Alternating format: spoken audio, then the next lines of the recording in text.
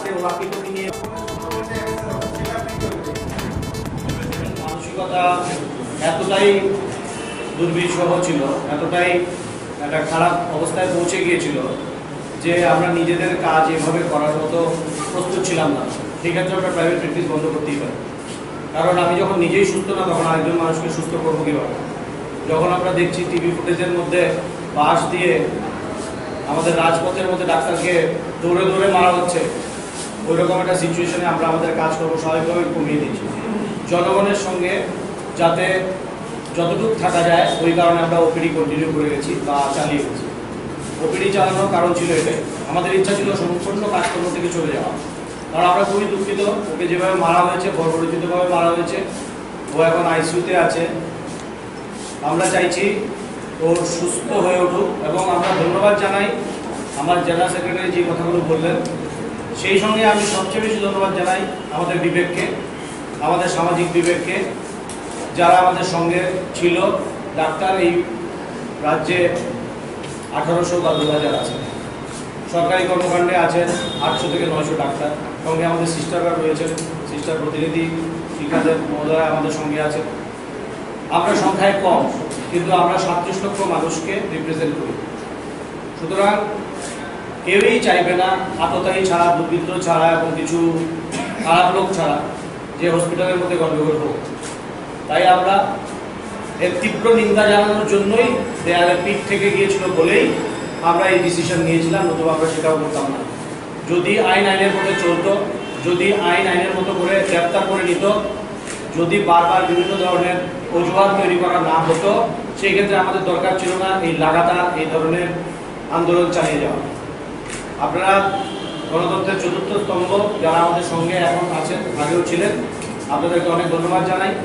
কিন্তু আমরা বাধ্য হয়ে এই পথে গিয়েছি এবং যেই মুহূর্তে আমরা গভর্নমেন্টের কাছ থেকে, সরকারের কাছ থেকে আমাদের ইচ্ছা ছিল যে রাজ্য সরকার আমাদেরকে ডেকে নিয়ে জিজ্ঞেস করুক কী হয়েছে তোমাদের, যে মুহূর্তে রাত্র 11টা সাড়ে 11টায় আমাদের প্রতিনিধিরা আমার সঙ্গে দেখা করেছেন, মাননীয় মুখ্যমন্ত্রীর সঙ্গে দেখা করেছেন, প্রতিবাদের ভাষা হিসেবে উনি আমাদেরকে জানিয়েছেন যে মুহূর্তে স্বাস্থ্যমন্ত্রী তার টোকেন বা প্রতীকী প্রতিবাদ হিসেবে ওনার উইথড্র করে নিয়েছেন ওনার সিকিউরিটি। এটাকে আমরা আমাদের সঙ্গে সমাজের চলা হিসেবেই গ্রহণ করেছি। এটাকে কোনো রাজনৈতিক রং আমরা দিতে চাই না। আমরা এখন বুঝতে পারছি যে বর্তমানে সরকার চাইছে যে এর বিহিত ব্যবস্থা হোক এবং সেই কারণেই আমরা এটাকে বন্ধ করছি। তাহলে এই অবহেলা কেন? এটা কি ওরা নিজের থেকে কেউ করে কি নিজের থেকে করে না? এটা কি কাজে ফাঁকি দিচ্ছে কোনো একটা দপ্তর বা কোনো দপ্তর? তাহলে সেটার ব্যবস্থা করুন। শুধু খুশি হয়ে হাততালি দিয়ে আজকে চলে গেলে এই মিটিং আবার হবে। আমরা যদি খুব খুশি হয়ে যাই তাহলে আবার আমাদের কোনো ডাক্তার, কোনো সিস্টার, কোনো জিডিএ মারা যাবে। আমাদেরকে দেখতে হবে, মূলে যেতে হবে। মূলে না গিয়ে কোনোদিন কোনো কাজ হবে না।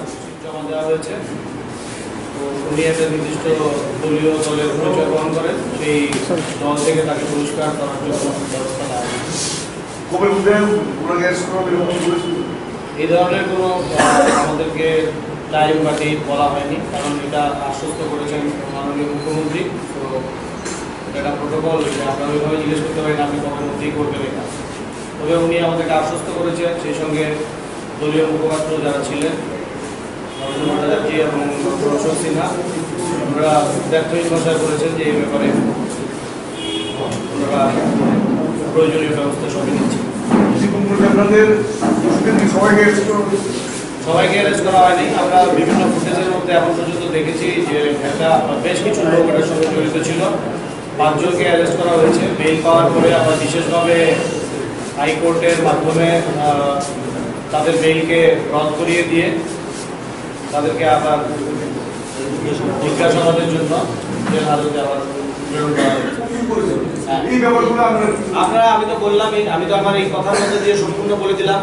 আপনারা বসুন একসঙ্গে, প্রশাসন বসুক, প্রশাসন এসে আমাদের হসপিটালে দেখুক কিসের অভাব আছে, ক্যাজুয়ালিটি ব্লকে কিসের অভাব, শুয়ের অভাব না সুতার অভাব না মানুষের অভাব। এসে দেখুক ক্যাজুয়ালিটি ব্লক কেন ঠিকমতো রান হয় না। এসে দেখুক হসপিটালের ভেতরে রাত্রেবেলা সিস্টাররা কোথায় বসে, কোথায় খায়, কি করে। আপনি যদি আমাদেরকে সঠিকভাবে পরিষেবা দিতে পারেন, যদি সমাজ যদি সমাজের কাজ করে, প্রশাসন যদি আমাদেরকে, দপ্তর যদি আমাদের সঙ্গে থাকে, তাহলে ডাক্তাররা আপনাদেরকে ভালো যদি সার্ভিস না দেয়, সেই ক্ষেত্রে সিস্টাররা যদি ভালো সার্ভিস না দেয়, আপনারা কমপ্লেন করুন, নির্দিষ্ট জায়গায় যান। আইন হাতে তুলে নেওয়ার মতো ঘটনা যাতে আর না ঘটে, সেটা ডাক্তারের পক্ষ থেকেই হোক, রোগীর বা রোগীর বাড়ির লোকের পক্ষ থেকেই হোক, বা দুষ্কৃতিকারীর পক্ষ থেকেই হোক। সাথে দেখা করার পরে আজ সকাল 11টার সময় আমরা আইএমএ হাউসে আমাদের সমস্ত সদস্যদের সাথে এক জেনারেল বডি মিটিংয়ে মিলিত হই। সেখানে সকলের অভিমত নিয়ে সর্বসম্মতিক্রমে কিছু সিদ্ধান্ত নেওয়া হয়, সেটা আমাদের জানাচ্ছি। যে আমাদের সিদ্ধান্ত, মাননীয় মুখ্যমন্ত্রী এবং মাননীয় স্বাস্থ্যমন্ত্রীর উদ্যোগ এবং আশ্বাসের উপর ভরসা রেখে আমরা আপাতত আমাদের আন্দোলন স্থগিত রাখছি।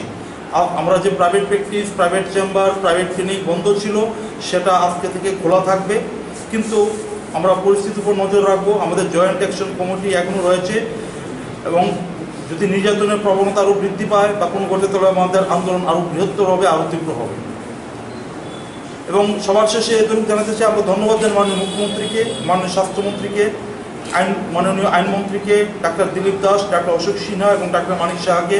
আমাদের এই প্রতিবাদের সময় উনি আমাদের যথাযোগ্য সাহায্য করেছেন। ধন্যবাদ জানাই মাননীয় বিচারপতিকে, যিনি এক বিশেষ আদালত বসিয়ে ডাক্তার দীপঙ্কর দেবনাথের দোষীদের জামিন নাকচ করার ব্যবস্থা করেছেন। আমরা আন্তরিক ধন্যবাদ জানাই আমাদের সাংবাদিক বন্ধুদের, যারা আমাদের পাশে প্রতিনিয়ত ছিল, আমাদের সেই কথাকে সকলের সামনে নিয়ে গেছে। আমরা বিশেষ ধন্যবাদ জানাই সেই সমস্ত ডাক্তার, নার্স এবং অন্য স্বাস্থ্যকর্মীদের, মেডিকেল রিপ্রেজেন্টেটিভদের, ল্যাবরেটরি কর্মীদের, সৎসঙ্গ আশ্রম এবং সমাজের অন্যান্য মানুষদের, যারা আমাদের প্রতিবাদে আমাদের পাশে এসে দাঁড়িয়েছে। আমরা আরও ধন্যবাদ জানাই আয়ুর্বেদিক, হোমিওপ্যাথিক, ডেন্টাল ডাক্তার সংগঠনদেরকে এবং all India medical student association, residential doctor association of AIIMS, JIPMER, faculty association এবং দেশের বিভিন্ন জায়গা থেকে বিভিন্ন ডাক্তার সংগঠনরা আমাদের প্রতি সহমর্মিতা প্রকাশের বার্তা পাঠিয়েছেন। ডাক্তার ও অন্য স্বাস্থ্যকর্মীদের উপর নির্যাতনের বিরুদ্ধে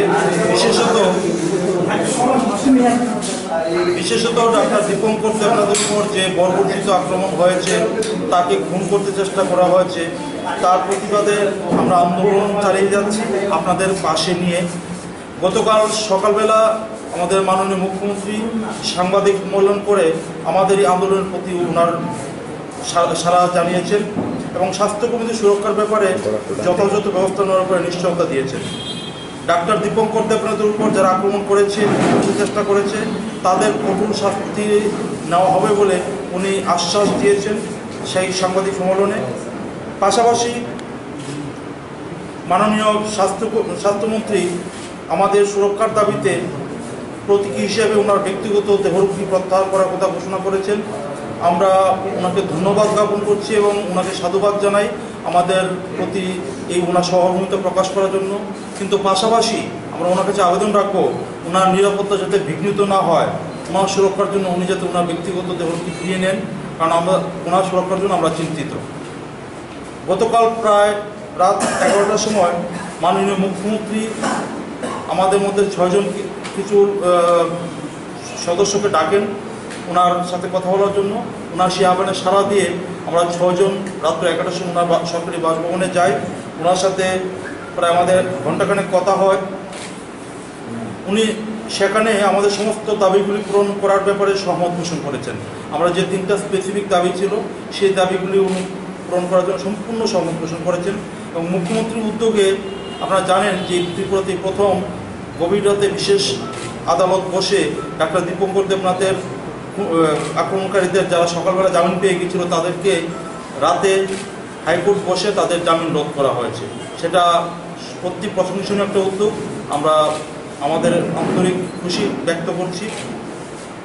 এবং গত কিছুদিন যাবৎ, কিছু বছর যাবৎ বিভিন্ন হাসপাতালে যে সমস্ত ডাক্তার নির্যাতন ঘটনা ঘটেছে, যেগুলির অ্যারেস্ট হয়নি, শাস্তি হয়নি, সেগুলি সমস্ত এফআইআর কপি আমরা মাননীয় মুখ্যমন্ত্রীর কাছে দিয়েছি এবং মুখ্যমন্ত্রী সেই পুলিশ আধিকারিককে আমাদের সামনে নির্দেশ দিয়েছেন যাতে খুব দ্রুত এগুলি পুনরায় তদন্ত করে যথাযথ শাস্তি ব্যবস্থা করা হয়। সমস্ত হাসপাতালগুলিতে সিসিটিভি ক্যামেরা বসানো হবে বলে আমাদের নিশ্চয়তা দিয়েছেন এবং তার জন্য উনি স্বাস্থ্য দপ্তরকে নির্দেশ দেবেন যা যা করতে লাগে খুব দ্রুত করার জন্য।